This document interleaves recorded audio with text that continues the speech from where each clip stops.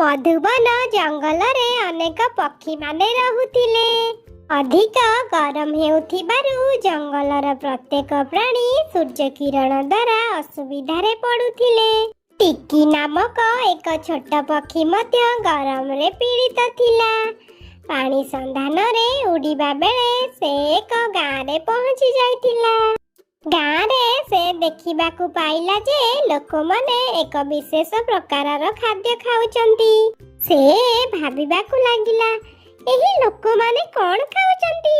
ଟିକି ଦେଖି ଆଶ୍ଚର୍ଯ୍ୟ ହୋଇଗଲା ଯେ ସମସ୍ତେ ବଡ଼ ମାଟି ହାଣ୍ଡିରେ ଥଣ୍ଡା ପାଣି ଏବଂ ଭାତ ମିଶାଉଛନ୍ତି। କିଛି ସମୟ ପରେ ସେ ଗାଁର ଜଣେ ବୟସ୍କଙ୍କ ଠାରୁ ଶୁଣିଲା ଯେ ଆଜି ପଖାଳ ଦିବସ। ଏହି ଦିନ ଲୋକମାନେ ପଖାଳ ଖାଆନ୍ତି, ଅର୍ଥାତ୍ ରାତିରେ ରନ୍ଧା ହୋଇଥିବା ଭାତକୁ ପାଣି ମିଶାଇ ରଖିଦିଅନ୍ତି ଏବଂ ସକାଳେ ଖାଆନ୍ତି, ଯାହା ଶରୀରକୁ ଥଣ୍ଡା ପ୍ରଦାନ କରିଥାଏ।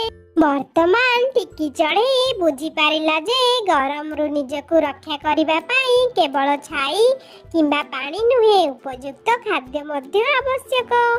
ଟିକି ଖୁସିରେ ଜଙ୍ଗଲକୁ ଫେରି ଆସି ସେଠାରେ ଥିବା ସମସ୍ତ ପକ୍ଷୀ ବନ୍ଧୁମାନଙ୍କୁ ପଖାଳ ଦିବସ ବିଷୟରେ କହିଲା।